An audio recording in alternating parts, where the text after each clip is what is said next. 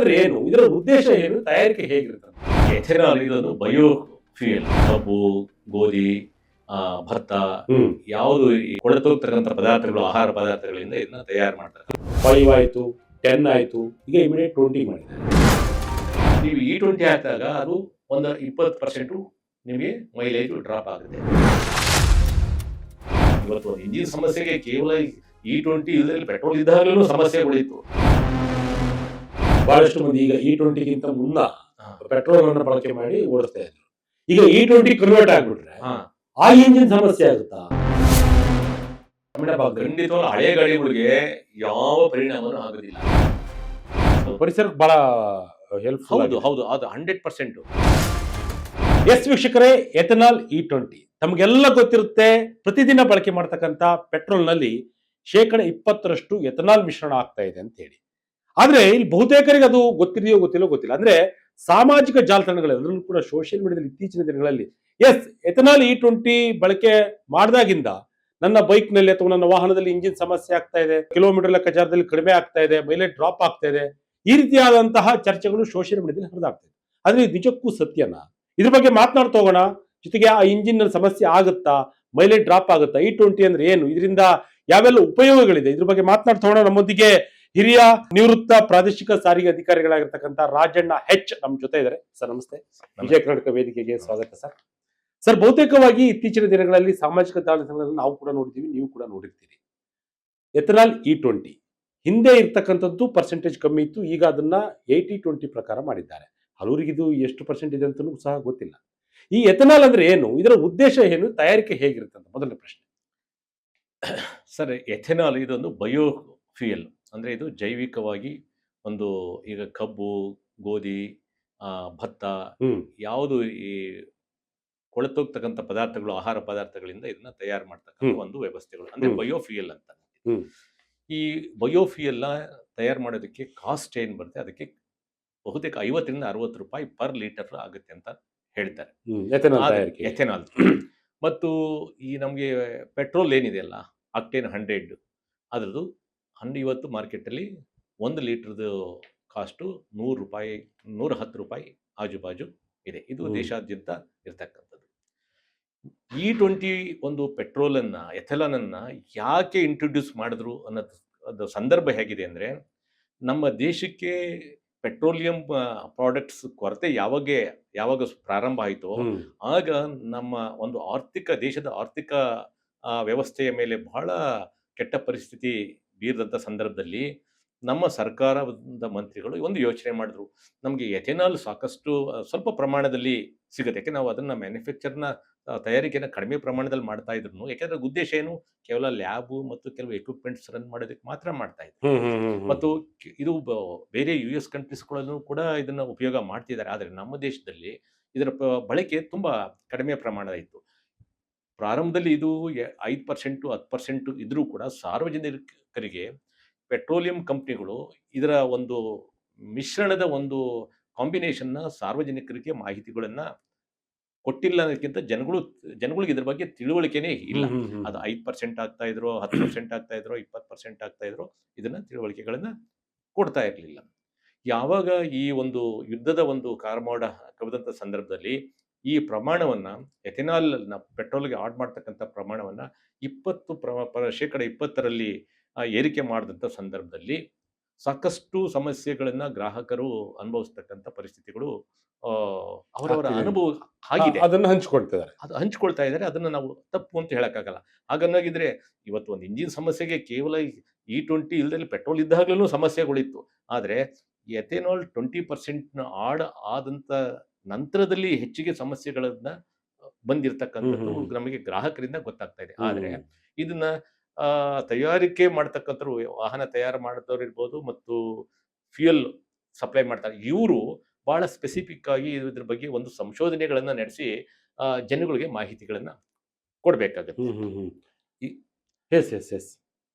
ಇದ್ರ ಉದ್ದೇಶ ಏನಂತ, ಯಾಕೆಂತಂದ್ರೆ E20 ಮತ್ತು ಪೆಟ್ರೋಲ್ ಮಿಶ್ರಣ ಮಾಡ್ತಾರಲ್ಲ, ಉದ್ದೇಶ ಏನಾಗುತ್ತೆ ಅಂತ, ಯಾಕೆಂತಂದ್ರೆ ಈ ಹಿಂದೆ ಪರ್ಸೆಂಟೇಜ್ ಕಮ್ಮಿ ಇತ್ತು, 5 ಆಯ್ತು, 10 ಆಯ್ತು, ಈಗ ಇಮಿಡಿಯೇಟ್ 20 ಮಾಡಿದ್ದಾರೆ. ಇದ್ರ ಉದ್ದೇಶ ಏನು ಅಂತ?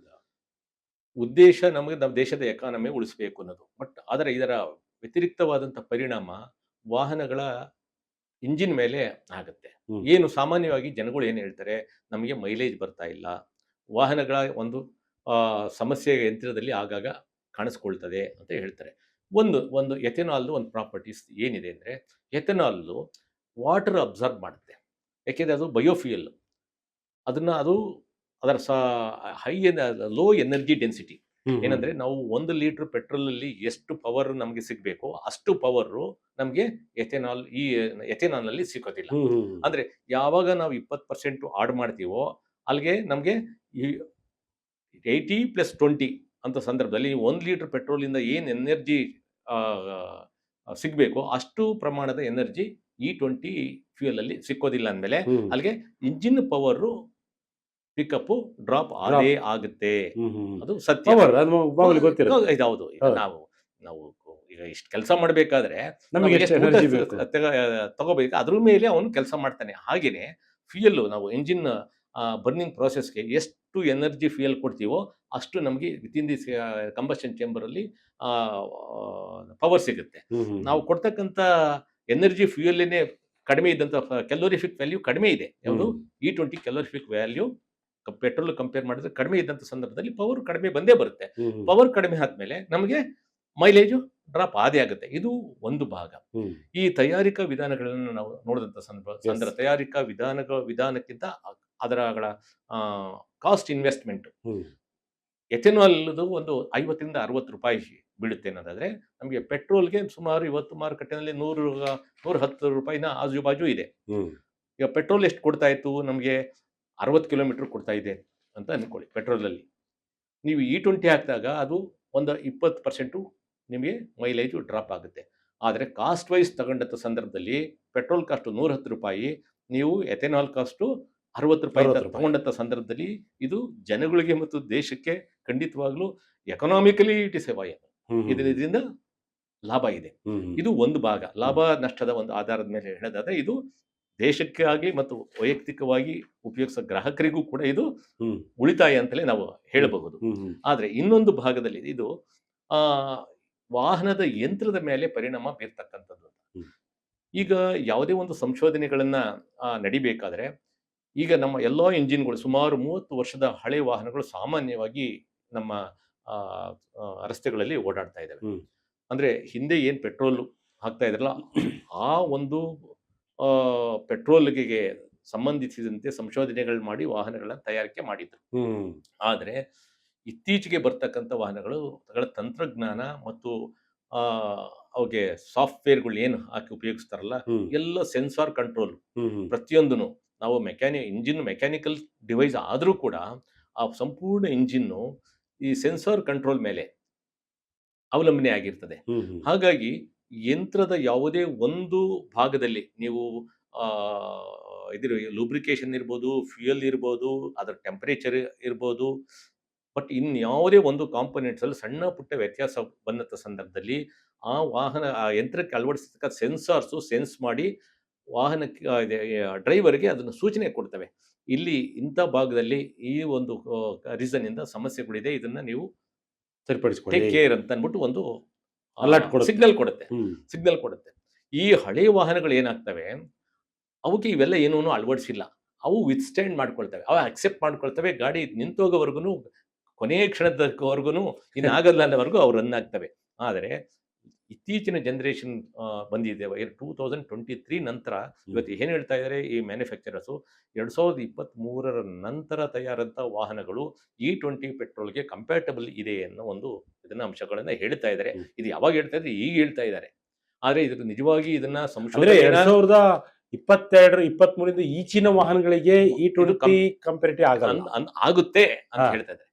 ಆದ್ರೆ ಹಿಂದಕ್ಕೆ ವಾಹನಗಳ ಮೇಲೆ ಪರಿಣಾಮ ಬೀರುತ್ತೆ ಅಂತ ಹೇಳ್ತಾರೆ. ಆದರೆ ನಾವು ಸೋಷಿಯಲ್ ಮೀಡಿಯಾದಲ್ಲಿ ನೋಡ್ತಕ್ಕಂಥದ್ದು ಗಮನ ಸಂದರ್ಭದಲ್ಲಿ ಎಲ್ಲ ವಾಹನಗಳ ಮೇಲೂ ಹೆಚ್ಚಿಗೆ ಲೇಟೆಸ್ಟ್ ವಾಹನಗಳ ಮೇಲೇನೆ ಇದ್ರ ಪರಿಣಾಮ ಬೀರ್ತಾ ಇರೋದು ಸಮಸ್ಯೆ.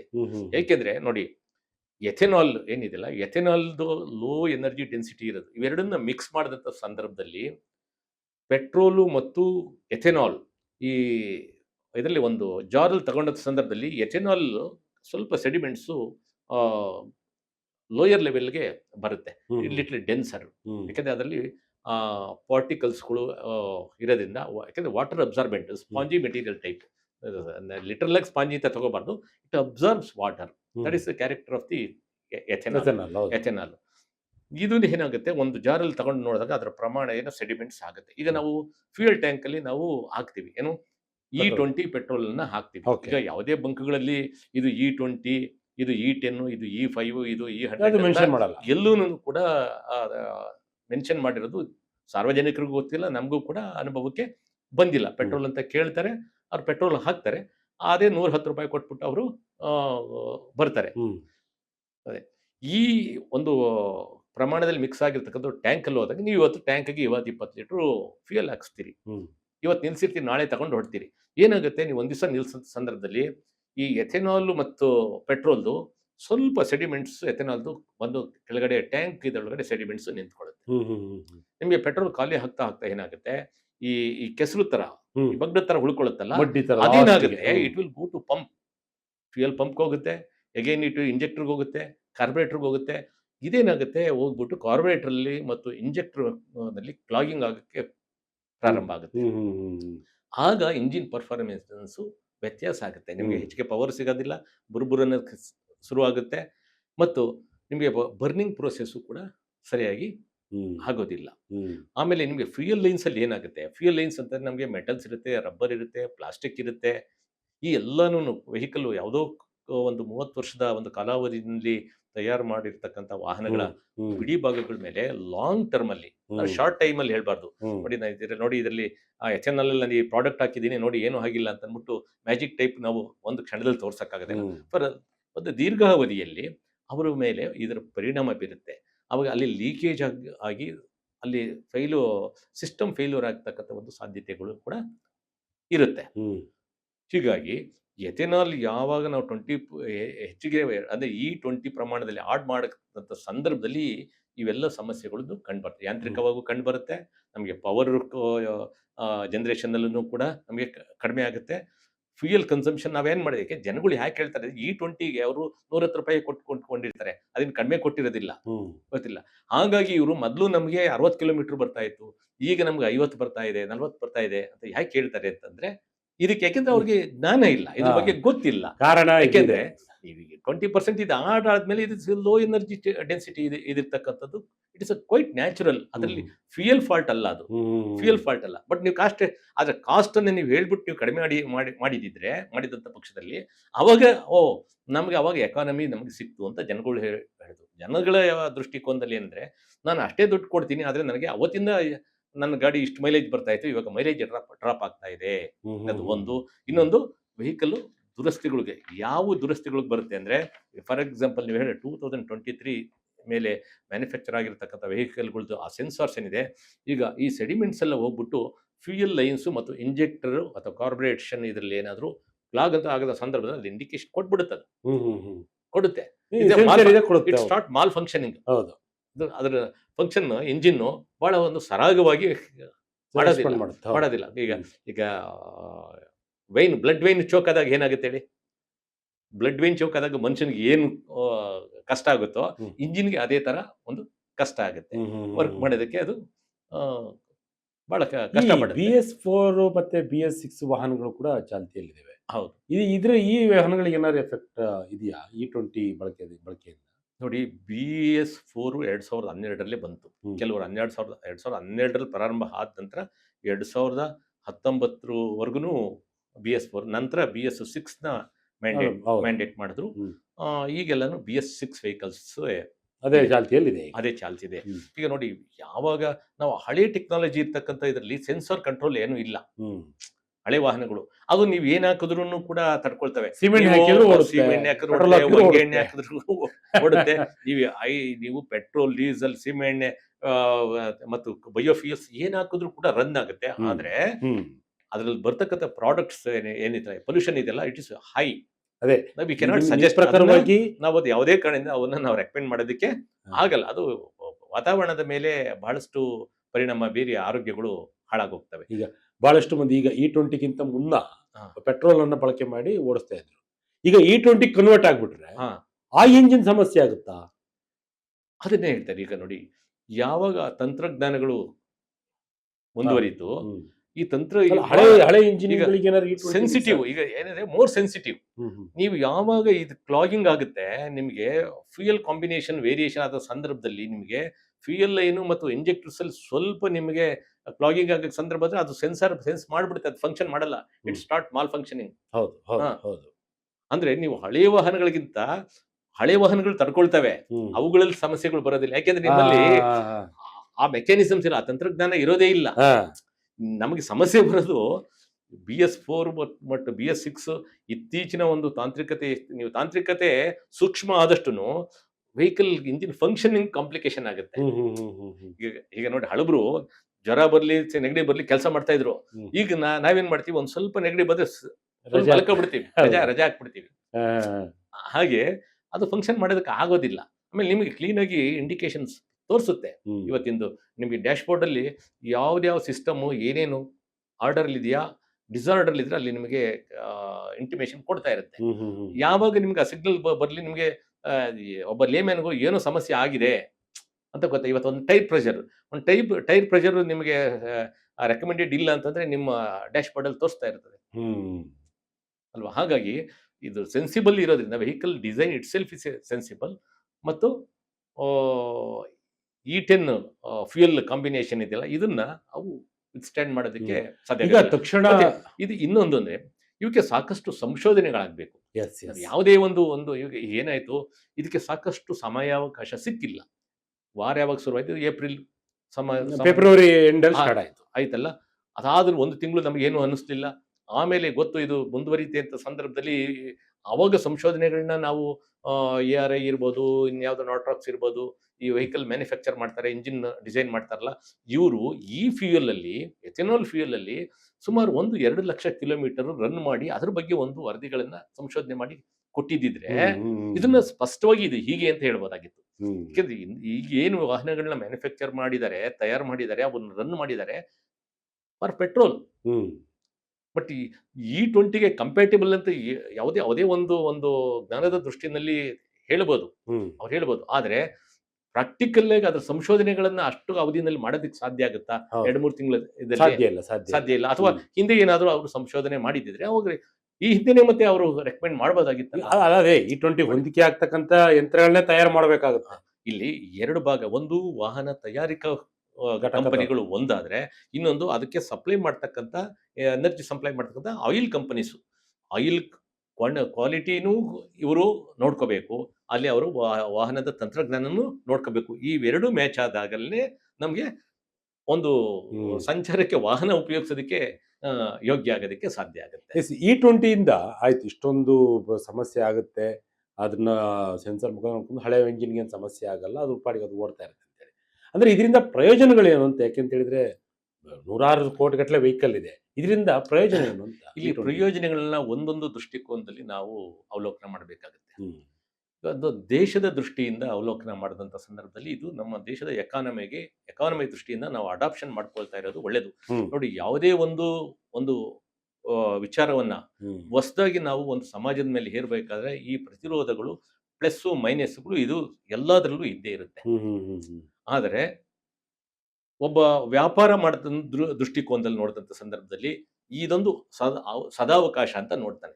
ಈಗ ಫಾರ್ ಎಕ್ಸಾಂಪಲ್ ಎಥೆನಾಲ್ ಅನ್ನ ಬಹಳ ಕಡಿಮೆ ಪ್ರಮಾಣದಲ್ಲಿ ತಯಾರು ಮಾಡ್ತಾ ಇದ್ರು. ಈಗ ನಮಗೆ ದೇಶಕ್ಕೆ ನಮಗೆ ಬೇಕಾಗಿದೆ ಅಂತ ಸಂದರ್ಭದಲ್ಲಿ ನಂದು ಆಲ್ರೆಡಿ ಪ್ಲಾಂಟ್ ಇದೆ, ನಾನು ಯಾಕೆ ಮ್ಯಾನುಫ್ಯಾಕ್ಚರ್ ಮಾಡಿ ಸಪ್ಲೈ ಮಾಡಿದ್ರೆ ನನಗೆ ಇನ್ನೂ ಹೆಚ್ಚಿಗೆ ಲಾಭ ಬರುತ್ತಲ್ಲ, ಅವನ ದೃಷ್ಟಿಕೋನ.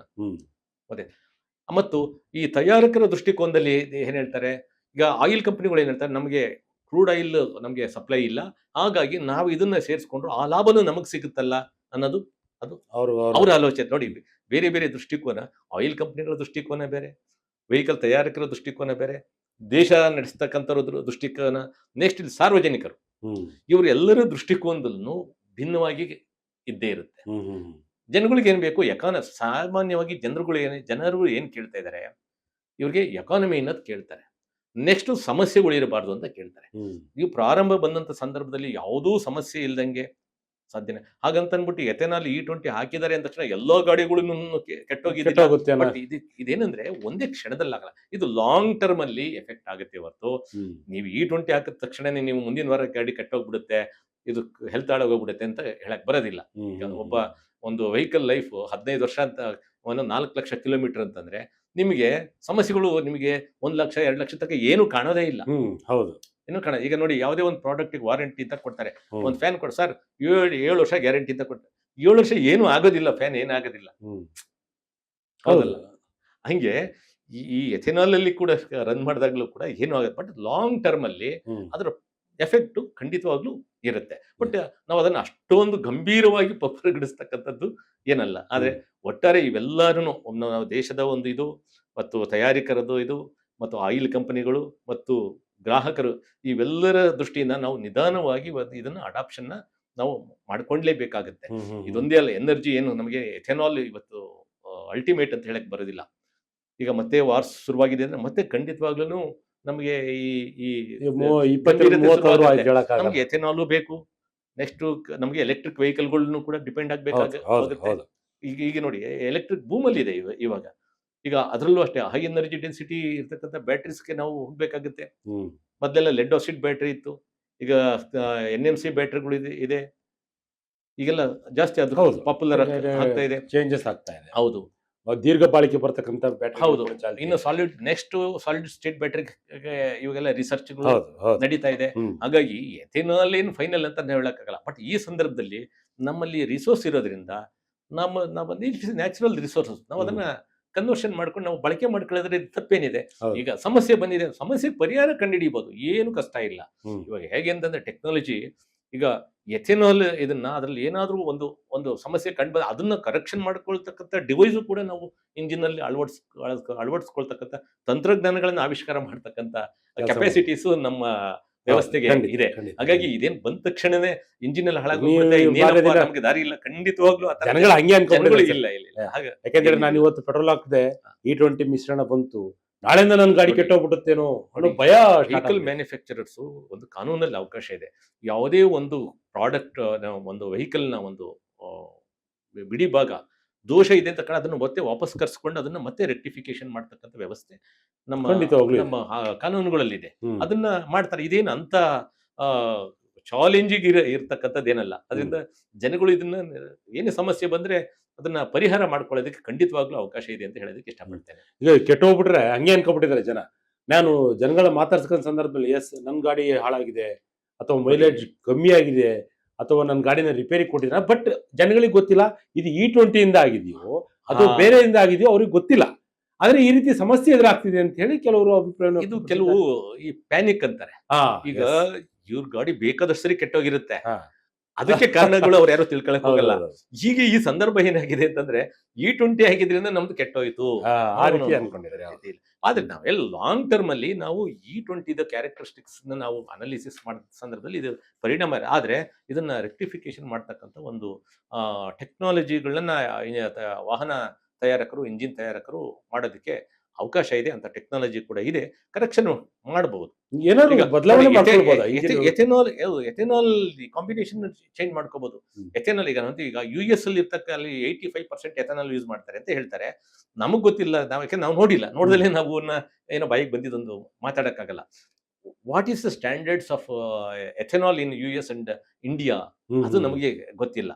ಅಲ್ಲಿ ಆಲ್ರೆಡಿ ರನ್ ಆಗ್ತಾ ಇದೆ ಬಹಳ ವರ್ಷಗಳಿಂದ ಅಂತಂದ್ಮೇಲೆ ಖಂಡಿತವಾಗ್ಲೂ ನಮ್ಮ ಎಥೆನಾಲ್ ಕ್ವಾಲಿಟಿಲಿ ಏನಾದ್ರೂ ನಾವು ಬದಲಾವಣೆ ಮಾಡ್ಕೊಳ್ಳೋ ಒಂದು ಪ್ರಯತ್ನ ಇದನ್ನ ಆಯಿಲ್ ಕಂಪನೀಸ್ಗಳು ಇದ್ರ ಬಗ್ಗೆ ರಿಸರ್ಚ್ ಮಾಡಬೇಕಾಗುತ್ತೆ.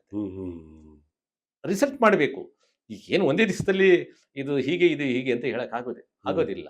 ಅಲ್ಲ, ಇಂಜಿನ್ ವ್ಯವಸ್ಥೆಯಲ್ಲಿ ಏನಾದ್ರು ಬದಲಾವಣೆ ಮಾಡ್ಕೊಳ್ಳೋಕೆ ಸಾಧ್ಯ ಇದೆ? ಮಾಡ್ಬೋದು. ಅದು ಹೇಳಿದ್ನಲ್ಲ, ಈಗ ಈ ಎಥೆನಾಲ್ ಇದನ್ನ ಕಾಂಬಿನೇಷನ್ ಅಲ್ಲಿ ಅಲ್ಲಿ ಏನೋ ಒಂದು ಸಮಸ್ಯೆ ಅದನ್ನ ಕರೆಕ್ಷನ್ ಮಾಡ್ಕೊಂಡು, ಏನೋ ಇವಾಗ ಕ್ಲಾಗ್ ಆಯ್ತು ಅಂದ್ರೆ ಆ ಕ್ಲಾಗ್ನ ಅದು ಸೆಲ್ಫ್ ಆಗಿ ಅದು ಕರೆಕ್ಷನ್ ಮಾಡ್ಕೊಳ್ತಕ್ಕಂಥದ್ದು ಸಿಸ್ಟಮ್ನ ಇನ್ಕಾರ್ಪೊರೇಟ್ ಮಾಡ್ಬೋದು. ಹೌದು, ಕೂಡ ಮಾಡಕ್ಕೆ ಅವಕಾಶ. ಹೌದು. ಈಗ ತಗೊಂಡ ತಕ್ಷಣ ನಾನು E20 ಹಾಕೊಂಡೆ ಸಮಸ್ಯೆ ಆಯ್ತು ಅಂತ ಆತರ ಇದಕ್ಕೆ ತೀರ್ಮಾನಕ್ಕೆ ಹೋಗೋದು ಬೇಡ ಅಂತ. ಈಗಿನ ಒಂದು ಯಂತ್ರ ಈಗ ನೋಡಿ ಹೇಗಿದೆ ಅಂದ್ರೆ, ಯಾವುದೋ ಒಂದು ಸಾಫ್ಟ್ವೇರ್ ಹಾಕಿದ್ರೆ ನಿಮ್ಗೆ ಏನೋ ಪ್ರಾಬ್ಲಮ್ ಬಂದ್ರೆ ಆ ಸಾಫ್ಟ್ವೇರ್ ಹಾಕೊಂಡ್ರೆ ನಿಮ್ಗೆ ಅದನ್ನ ಕರೆಕ್ಷನ್ ಮಾಡುತ್ತೆ ಅಂತ. ಈಗ ಆಂಟಿ ವೈರಸ್ ಇದು ಸಾಫ್ಟ್ವೇರ್ ಹಾಕಬೇಕು ಅಂತ ಹೇಳ್ತಾರೆ. ಅಂಥದ್ದೊಂದು ಮೆಕ್ಯಾನಿಸಮ್ ನಾವು ಎಂಜಿನ್ ಅಳವಡಿಸ್ಕೊಂಡ್ರೆ, ಇದೇನೋ ಆಗ್ತಾ ಇದೆಯಪ್ಪ, ಕ್ಲಾಗ್ ಆಗ್ತಾ ಇದೆ ಅಂತ ಅಂದ ತಕ್ಷಣ ಅದನ್ನ ಕರೆಕ್ಷನ್ ಮಾಡಕ್ಕೆ ಇನ್ನೊಂದೇನೋ ಒಂದು ಡಿವೈಸ್ ನ ಇನ್ಕಾರ್ಪೊರೇಟ್ ಮಾಡ್ಬೋದು ಡಿಸೈನರ್ಸ್. ಅಂತ ಆವಿಷ್ಕಾರ ಮಾಡೋದಕ್ಕೆ ಏನು ಇದೇನಿಲ್ಲ ಮಾಡ್ತಾರೆ, ಖಂಡಿತವಾಗ್ಲೂ ಹ್ಮ್. ಮಾಡ್ತಾರೆ ಅಥವಾ ಮಾಡಿರಬಹುದು. ಹೌದೌದು. ನಾನು ಯಾವ ರೀತಿಯಾಗಿ ಮುನ್ನೆಚ್ಚರಿಕೆ ತೆಗೆದುಕೊಳ್ಬೇಕು ಅಂತ? ಯಾಕೆ ಅಂತ ಹೇಳಿದ್ರೆ ತಕ್ಷಣವಾಗಿ ಇದರಿಂದ ಆಗ್ತಿದೆ ಅಂತಲ್ಲ. ಏನಾದ್ರೂ ಆದಂತ ಸಂದರ್ಭದಲ್ಲಿ ಮುನ್ನೆಚ್ಚರಿಕೆ ಕ್ರಮವನ್ನ ನಾನು ಯಾವ ತರ ತೆಗೆದುಕೊಳ್ಬೇಕು ಒಬ್ಬ ಸವಾರನಾಗಿ? ಇದು ಸಾರ್ವಜನಿಕರ ಒಂದು ಮನಸ್ಸೇನಿದೆಯಲ್ಲ, ಖಂಡಿತವಾಗ್ಲೂ ಅವ್ರಿಗೆ ಏನೋ ಅದನ್ನೇ ಇಷ್ಟು ದಿವಸದಿಂದ ಗಾಡಿ ಓಡಿಸ್ತಾ ಇದ್ದೋ, ಹ್ಮ್. ಈಗೇನೋ ನೋಡಿ E20 ನಾನು ಹೇಳ್ದಲೇ ಇದ್ರೆ ಜನಗಳಿಗೆ ಇದು E20 ಇಂದ ಸಮಸ್ಯೆ ಆಗ್ತಾ ಇದೆ ಅನ್ನೋದು ಗೊತ್ತೇ ಗೊತ್ತೇ ಆಗ್ತಾ ಆಗಲ್ಲ. ಇರಲ್ಲ. ಹೌದು. ಗೊತ್ತೇ ಆಗ್ತಾ ಇರಲ್ಲ. ಏನಂದ್ರೆ ಅದು ಈಗ ಈ ಎಥೆನಾಲ್ ನ ಆಡ್ ಮಾಡ್ತಾ ಇದ್ದಾರೆ ಅನ್ನೋ ಒಂದು ಇದಕ್ಕಾಗಿ ಜನಗಳಲ್ಲಿ ಒಂಥರ ಕ್ಯೂರಿಯಾಸಿಟಿ, ಹ್ಮ್. ಒಂಥರ ಅದ್ರ ಮೇಲೆ ನಾನು ಹಾಕ್ಸ್ತಾ ಇದೀನೋ, ನನ್ನ ಪೆಟ್ರೋಲ್ ಅಲ್ಲಿ E20 ಇದೆಯೋ ಇಲ್ವೋ? ಆಮೇಲೆ ಬಹಳ ನೋಡಿ, doubt ಇರ್ತಕ್ಕಂಥ ಇದ್ರ ಪ್ರಮಾಣ ನೀವು E20 ಇದೆಯೋ E40 ಇದೆಯೋ ಅದು ಗೊತ್ತಿಲ್ಲ. ನೋಡಿ, ಇದನ್ನ ಈ ಆಯಿಲ್ ಕಂಪನಿಗಳು ಇದನ್ನ ಯಾಕಂದ್ರೆ Certify ಮಿಶ್ರಣಗಳು ಯಾವುದೇ ಲೆವೆಲ್ ಅಲ್ಲಿ ಆಗ್ಬೋದು, ಯಾಕಂದ್ರೆ ಲಾಭ ಬರುತ್ತೆ ಅನ್ನೋ ಸಂದರ್ಭದಲ್ಲಿ ನಾವು ಕೂಡ ಅನುಭವದಲ್ಲಿ ನೋಡಿದಾಗ ಎಲ್ಲೋ ಏನೋ ಮಿಕ್ಸ್ ಮಾಡ್ತಾರೆ, ಎಷ್ಟು ಪರ್ಸೆಂಟೇಜ್ ಮಿಕ್ಸ್ ಮಾಡ್ತಾರೆ ಅದು ಯಾವುದನ್ನು ಗೊತ್ತಾಗ, ಅದನ್ನ ಖಾತ್ರಿ ಮಾಡಬೇಕಾಗಿರೋದು ಮತ್ತೆ ಅದನ್ನ ಮೇಂಟೈನ್ ಮಾಡಬೇಕಾಗಿರ್ತಕ್ಕಂಥದ್ದು ಆಯಿಲ್ ಕಂಪನಿಗಳದ್ದು. ನೋಡಿ, ನೀವು 5-10% ಮಾಡಿದಾಗ ನಿಮ್ಗೆ ಅದರ ಎಫೆಕ್ಟ್ ಗೊತ್ತಾಗಲ್ಲ. ಹೌದು. ನೀವು ಅದರ ಪ್ರಮಾಣ ಜಾಸ್ತಿ ಮಾಡ್ತಾ ಮಾಡ್ತಾ ನಿಮ್ಗೆ ಎಫೆಕ್ಟ್ ನಿಮಗೆ ಫೀಲ್ ಆಗ್ತಾ ಹೋಗುತ್ತೆ. ಹ್ಮ್ ಹ್ಮ್ ಹ್ಮ್. ನೋಡಿ, 20ಗೆ ನೀವು 20 ಇದೆಯೋ 40 ಇದೆಯೋ ಹೇಗೆ ಹೇಳ್ತೀರಾ? ಹೌ ಕ್ಯಾನ್ ಯು ಹೌದು, ಡಿಸೈಡ್? ಅದೇ ಅದನ್ನ ಸಮಸ್ಯೆ ಹೇಳೋರು ಆಗ್ತದೆ ಈಗ. ಯಾರು? ಹೌದು. ಅದನ್ನ ಈಗ ನೀವು ಯಾವುದೋ ಒಂದು ಬಂಕಲ್ಲಿ ಹಾಕ್ತಾ ಇದೀರಿ. ನೋಡಿ, ನಾವು ದೇಶ ಅಂತ ತಕ್ಷಣ ದೇಶದಲ್ಲಿ ಏನು ಅಕ್ರಮ ನಡೆಯದೆ ಅಂತ ಹೇಳಕ್ ಬರೋದಿಲ್ಲ. ಹೌದು. ದೇಶದಲ್ಲಿ ಹೌದು. ನಾನು ಇಂಥ ಸರ್ಕಾರಪ್ಪ, ನಮ್ಮ ಸರ್ಕಾರ ನಾವೇನು ಮಾಡೋದಿಲ್ಲ ಅಲ್ಲ, ಎಲ್ಲಾ ವ್ಯವಸ್ಥೆಗಳಲ್ಲೂ ಕೂಡ ಈ ಜನಗಳಿಗೆ ಏನೇ ಬೇಕಾದ್ರೂ ಜನಗಳಿಗೆ ಕಣ್ಣಿಗೆ ಮಣ್ಣೆರ್ತಕ್ಕಂಥ ಇದು ಈ ಸರಿ ಇದು ಬಂದಿದೇನಪ್ಪ, ಇದು ಹೇಳ್ತಿಲ್ಲ, ಹಾಲು ನೀರು ಮಿಕ್ಸ್ ಮಾಡ್ದಂಗೆ. ಹೌದು ಹೌದು ಹೌದು. ಗೊತ್ತೇ ಆಗಲ್ಲ. ಹೇಗೆ? ಅಲ್ಲಿಗೆ ಎಷ್ಟು ಮಿಸ್ ಮಾಡಿ ಅಂತ ಗೊತ್ತೇ ಆಗಲ್ಲ. ಹೌದು ಹೌದು. ಈಗ ನೀವು 20 ಮಾಡಿದ್ರೆ 25 ಮಾಡಿದ್ರೆ ಯಾರಿಗೆ ಗೊತ್ತಿದೆ? Who will going to certify? Yes yes yes. But ಜನಸಾಮಾನ್ಯರಿಗೆ ಇದು ಪತ್ತೆ ಮಾಡ್ಕೊಳ್ಳೋದಕ್ಕೆ ಕಷ್ಟ ಆಗುತ್ತೆ. ಜನಸಾಮಾನ್ಯರಿಗೆ ಅದ್ರ ಬಿಸಿ ಅದೇ ಪ್ರಶ್ನೆ ಬರ್ತಾ ಇದೆ. ಬಿಸಿ ತಟ್ಟದಾಗ ಇನ್ನೊಂದು ಈ ತರ ಪ್ಯಾನಿಕ್. ಸುಮ್ಮನೆ ಹೇಳಿದ್ರೆ ಸಾಕು, ಇವನ್ ಗಾಡಿ ಇನ್ಯಾವುದೋ ಕಾರಣಕ್ಕೆ ಫೇಲ್ಯೂರ್ ಆಗಿರುತ್ತೆ, ಆದ್ರೆ ಇಲ್ಲಪ್ಪ ನಾನು ಹಾಕ್ತದೆ. ಇದು ನನ್ನ ಅನುಭವ ಒಂದು ಹೇಳ್ತೀನಿ. ಈಗ ನಾವು ಒಂದು 2 ವೀಲರ್ ಇಟ್ಕೊಂಡಿದ್ವಿ, ನನಗೂ ಗೊತ್ತಿರ್ಲಿಲ್ಲ ಯಾವುದು ಇದ್ರಲ್ಲಿ ಇವಾಗ ಎಲ್ಲ ಬಂಕಲ್ಲೂ E20ನೇ ಸಪ್ಲೈ ಮಾಡ್ತಾ ಇದ್ದಾರೆ ಅಂತ ಗೊತ್ತಿರ್ಲಿಲ್ಲ. ಈ ಟ್ಯಾಂಕ್ ಕೆಳಗಡೆ ಸ್ವಲ್ಪ ಸೆಡಿಮೆಂಟ್ಸ್ಗಳು ಇದಾಗಿತ್ತು, ಕಾರ್ಬೊರೇಟರ್ ಚೋಕ್ ಆಯ್ತು. ಅವಾಗ ಏನಾಗುತ್ತೆ, ಸುಮ್ಮನೆ ಇದು ಏರ್ ಜಾಸ್ತಿ ಹೋಗುತ್ತೆ ಹೊರತು ನಿಮ್ಗೆ ಫ್ಯೂಯಲ್ ಕ್ವಾಂಟಿಟಿ ಒಳಗಡೆ ಹೋಗಿದೆ, ಬರ್ನಿಂಗ್ ಆಗೋದಿಲ್ಲ. ಬರ್ನಿಂಗ್ ಅವಾಗ ಏನ್ ಮಾಡುತ್ತೆ, ಬುರ್ ಅನ್ನಕ್ಕೆ ಶುರುವಾಗುತ್ತೆ. Finally it stop functioning, mall functioning ಮಾಡುತ್ತೆ, ಸ್ಟಾಪ್ ಆಗ್ಬಿಡುತ್ತೆ ಇಂಜಿನ್. ನೋಡಿ, ಆಮೇಲೆ ಇದು ನೋಡಿ, ನೆಕ್ಸ್ಟ್ ನೀವು ಈ ತರ ಆದಂತ ಸಂದರ್ಭದಲ್ಲಿ ಇಂಜಿನ್ಗಿಂತ ಮೊದಲೇ ನಿಮಗೆ ಟ್ಯಾಂಕ್ಗಳು ಮತ್ತು ಫ್ಯೂಯಲ್ ಲೈನ್ಸ್ ಎಲ್ಲ ಕ್ಲಾಗ್ ಆಗೋ ಇದಾದ್ರೆ ನೀವು ಆಗಾಗ ಟ್ಯಾಂಕ್ ಕ್ಲೀನ್ ಮಾಡ್ಸಕ್ಕಾಗತ್ತಾ? ಸಾಧ್ಯ. ಇಲ್ಲಿ E20ನ ಅದು ಕ್ಲಾಗ್ ಆಗದಂಗೆ ಇನ್ನೇನಾದ್ರೂ ಅದಕ್ಕೆ ಏಜೆಂಟ್ಸ್ನ ನೀವು ರಿಯಾಕ್ಟಿವ್ ಏಜೆಂಟ್ನ ನೀವು ಆಡ್ ಮಾಡೋಕ್ಕಾಗುತ್ತೆ. ಇವೆಲ್ಲ ಕೆಮಿಕಲ್ ಇಂಜಿನಿಯರ್ಸು, ಕೆಮಿಕಲ್ ಲ್ಯಾಬ್ಗಳಲ್ಲಿ ರಿಸರ್ಚ್ ಮಾಡಬೇಕಾಗುತ್ತೆ. ಈಗ ನೋಡಿ, ಪಾರ್ಟ್ ಆಫ್ ಸ್ಟಡಿ. ಈಗ ನಮ್ಮ ಸ್ನೇಹಿತರು ಒಬ್ರು ಹೇಳಿದ್ರು, ಸರ್ ನಮ್ಮ ಬಂಕಲ್ಲಿ ಟ್ಯಾಂಕರ್ ಬಂದಾಗ ಬಕೆಟ್ಗಳು ತುಂಬಿ ಅದಕ್ಕೆ ಒಳಗಡೆ ಕೆಸರು ತರ ಅದಕ್ಕೆ ಉಯ್ತಾರೆ ಅಂದ್ರೆ ನೀವು ಜಸ್ಟ್ ಇಮೇಜಿನ್ ಮಾಡಿ, ಕ್ವಾಲಿಟಿ ಆಫ್ ಎಥೆನಾಲ್ ಅದು ಕೆಳಗಡೆ ಸೆಡಿಮೆಂಟ್ಸ್ ಬಂದಂತದ್ದು ಎಲ್ಲಾ ಟ್ಯಾಂಕಲ್ಲೂ ಸೇರ್ಕೊಂಡಂತ ಸಂದರ್ಭದಲ್ಲಿ ನಿಮ್ಗೆ ಟ್ಯಾಂಕ್ ಆದ್ರೆ ನಾಳೆ ಒನ್ ಡೇ ನಿಮ್ಗೆ ಫ್ಯೂಯಲ್ ಪಂಪ್ಗೆ ಫ್ಯೂಯಲ್ ಸಪ್ಲೈ ಆಗದೆ ನಿಂತೋಗ್ಬಿಡ್ಬೋದು. ಇಟ್ಸ್ ಲಾಂಗ್ ಟರ್ಮ್ ಅಲ್ಲಿ, ವಿತ್ ಇನ್ ನೋ ಟೈಮ್ ನಾನು ಹೇಳೋದಿಲ್ಲ. ಹೌದು, ಆ ಸೆಡಿಮೆಂಟ್ಸ್ ಗಳು ಇಲ್ಲದೆ ಇರೋ ತರದ ಎಥೆನಾಲ್ ಕ್ವಾಲಿಟಿಲಿ ಬರ್ಬೇಕಾಗತ್ತೆ. ಹೇಳಿದವರು ಅವ್ರು ಹೇಳಿದ್ರು, ಸರ್ ಲಿಟ್ರಲ್ ಆಗಿ ಬಕೆಟ್ ತುಂಬಿಟ್ಟು ಅವರು ಇದಕ್ಕೆ ಶಿಫ್ಟ್ ಮಾಡ್ಕೊಳ್ತಾರಂತೆ. ಮತ್ತೆ ಯೋಚನೆ ಮಾಡಿ. ಹೌದು ಸರಿ, ಇದು ಸಾಮಾನ್ಯ ಜನರಿಗೆ ಗೊತ್ತಾಗಲ್ಲ. ಯಾಕಂದ್ರೆ ಯಾವುದೇ ಪೆಟ್ರೋಲ್ ಬಂಕಲ್ಲೂ ಕೂಡ ನಾನು E20 ಇಷ್ಟು % ಹಾಕ್ತಾ ಇದೀನಿ, ಪೆಟ್ರೋಲ್ ಗ್ಯಾಸೋಲಿನ್ ಇಷ್ಟು % ಹಾಕ್ತಾ ಇದೀನಿ ಅಂತ ಹೇಳಿ ಯಾವ ಬಂಕಲ್ಲೂ ಕೂಡ ಗೊತ್ತಿರಲ್ಲ. ಸಾಮಾನ್ಯ ಜನರು ಯಾವ ರೀತಿಯಾಗಿ ಪತ್ತೆ ಮಾಡಬಹುದು ಅಂತ? ಸಾಮಾನ್ಯ ಜನರಿಗೆ ಗೊತ್ತಾಗಲ್ಲ. ಯಾಕೆಂದ್ರೆ ಯಾವಾಗ ಅಂದ್ರೆ ನೀವುಗೆ ಬಂಕ್ಗಳಿಗೆ ಸಪ್ಲೈ ಇವರು ಸಪರೇಷನ್ ಮಾಡಬೇಕು. ಇದು ವಿತೌಟ್ E20, ಇದು ವಿತ್ E20 ಅಂತ ನೋಡ್ಬಿಟ್ಟು ಸ್ಪೆಸಿಫಿಕ್ ಆಗಿ ಈಗ ಬೇರೆ ಬೇರೆ ಒಂದು ಇದು ಮೆನ್ಷನ್ ಮಾಡ್ಬೇಕಾ? ಈ ಗನ್ನಲ್ಲಿ ನಾವು E20 ಹಾಕ್ತೇವೆ, ಇದರಲ್ಲಿ ಇದು ಅಂತ ಹೇಳ್ಬಿಟ್ಟು ಅದರ ರೇಟ್ಸ್ ಅವರು ಡಿಸ್ಪ್ಲೇ ಮಾಡಿದ್ರೆ ಜನಗಳಿಗೆ ಒಂದು ನಾಲೆಡ್ಜ್ ಇರುತ್ತೆ. ಆಮೇಲೆ ಅವ್ರಿಗೆ ಬೇಕಾಗಿದ್ದ ಹಾಕಿಸ್ಕೊಳ್ತಾರೆ. ಫಾರ್ ಎಕ್ಸಾಂಪಲ್, ನೀವು ಲೇಟೆಸ್ಟ್ ವೆಹಿಕಲ್ಗಳಿಗೆ ನೀವು ಕಂಪೇಟೇಬಲ್ ಅಂತ ಹೇಳಿದ್ರು ಕೂಡ ಈಗ ಕೆಲವರು ಸೋಷಿಯಲ್ ಮೀಡಿಯಾದಲ್ಲಿ ನೋಡಿದ ಸಂದರ್ಭದಲ್ಲಿ ಅಂತವ್ರಿಗೆ ಜಾಸ್ತಿ ಪ್ರಾಬ್ಲಮ್ ಆಗೋಗ್ಬಿಟ್ಟಿದೆ. ನಿಮಗೆ ಟ್ಯಾಂಕ್ ಆ ಸೆಡಿಮೆಂಟ್ಸ್ ಅವ್ರು ಹೇಳಿದಾಗ ಆ ಸೆಡಿಮೆಂಟ್ಸ್ ಕೂತ್ಕೊಂಡ್ರೆ ನಿಮಗೆ ಪಂಪ್ಗೆ ಹೋಗೋದಿಲ್ವಲ್ಲ, ನಿಮಗೆ ಹೋಗೋದಿಲ್ವಲ್ಲ, ಆಟೋಮೆಟಿಕ್ ಗಾಡಿ ಬಂದ. ಹೌದು, ಕೆಸರು ತರ ಹೋದಂತ ಸಂದರ್ಭ ಕ್ಲಾಗ್ ಆದೇ ಆಗುತ್ತಲ್ಲ. ನೋಡಿ, ಇವೆರಡಕ್ಕೂ ಕ್ಯಾರೆಕ್ಟರಿಸ್ಟಿಕ್ ಅಲ್ಲಿ petrol and ethanol fire point, flash point, viscosity ಇವೆಲ್ಲನೂ ಬೇರೆ ಬೇರೆ ಇರುತ್ತೆ. ಹೌದು ಇವೆಲ್ಲ ಹೋಮೋಜಿನಿಯಸ್ ಏನಲ್ಲ. ನಾವೇನಂದ್ರೆ ಇದನ್ನ ಕಡಿಮೆ ಪ್ರಮಾಣದಲ್ಲಿ ಇರತಕ್ಕಂಥದ್ದು ವಿ ಕ್ಯಾನ್ ಮ್ಯಾನೇಜ್ ಅನ್ನೋದು ಹೌದು ಅಷ್ಟೇನೆ. ಹೌದು ಹೌದು ಹೌದು ಆದರೆ ಕ್ಯಾರೆಕ್ಟರಿಸ್ಟಿಕ್ಸ್ ಅಲ್ಲಿ ಎಲ್ಲನೂ ಭಿನ್ನವಾಗಿದ್ದೇ ಇದೆ. ಹೌದು. ಅದೇ. ಗ್ರಾಮೀಣ ಭಾಗದಲ್ಲಿ, ನಗರ ಪ್ರದೇಶಗಳಲ್ಲಿ ಹಲವಾರು ಮಂದಿ ಇನ್ನೂ ಕೂಡ ಹಳೆ ವಾಹನಗಳನ್ನ ಬಳಕೆ ಮಾಡ್ತಾ ಇದ್ದಾರೆ. ಗ್ರಾಮೀಣ ಭಾಗದಲ್ಲಿ ಖಂಡಿತವಲ್ಲ ಹಳೆ ಗಾಡಿಗಳಿಗೆ ಯಾವ ಪರಿಣಾಮನೂ ಆಗೋದಿಲ್ಲ. ಹ್ಮ್. ಇವೇನಾದ್ರೂ ಪರಿಣಾಮ ಬೀರೋದು ನಾವು ನೋಡ್ದಂಗೆ ಆಗೋದಕ್ಕೆ ಅವಕಾಶ ಇರತಕ್ಕದ್ದು ಲೇಟೆಸ್ಟ್ ಜನರೇಷನ್ ವೆಹಿಕಲ್ After 2023. ಯಾಕೆ ಅಂತಂದ್ರೆ ಹ್ಮ್. ಇವೆಲ್ಲಾನು ಕೆಲಸ ಮಾಡೋದು ಆ ಸೆನ್ಸಾರ್ ಆಧಾರದ ಮೇಲೆ ಕೆಲಸ ಮಾಡ್ತವೆ. ಹ್ಮ್, ಹ್ಮ್. ಯಾವುದು ಲೇಟೆಸ್ಟ್ ಇಂಜಿನ್.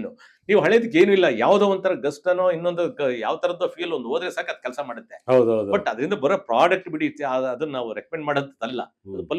ಪೊಲ್ಯೂಟೇಷನ್ ಲೆವೆಲ್ ಹೈ ಇರುತ್ತೆ. ಹ್ಮ್. ಅದು ಬಟ್ ಸಮಸ್ಯೆ ಆಗ್ತಕ್ಕಂಥದ್ದು ಲೇಟೆಸ್ಟ್ ಜನರೇಷನ್ ವೆಹಿಕಲ್ಗಳ ಮೇಲೇನೆ. ಹ್ಮ್, ಹ್ಮ್, ಬಟ್ ನಾನು ಹೇಳೋದಕ್ಕೆ ಇಷ್ಟಪಡೋದೇನೆ ಇದರಲ್ಲಿ ಈ ಆಯಿಲ್ ಕಂಪನಿಗಳು ಇದನ್ನ ಕ್ವಾಲಿಟಿಗಳ ಬಗ್ಗೆ ಕನ್ಫರ್ಮೇಶನ್ ಕೊಡ್ಬೇಕಾಗುತ್ತೆ ಜನಗಳಿಗೆ. ಹ್ಮ್, ಹ್ಮ್, ಹ್ಮ್.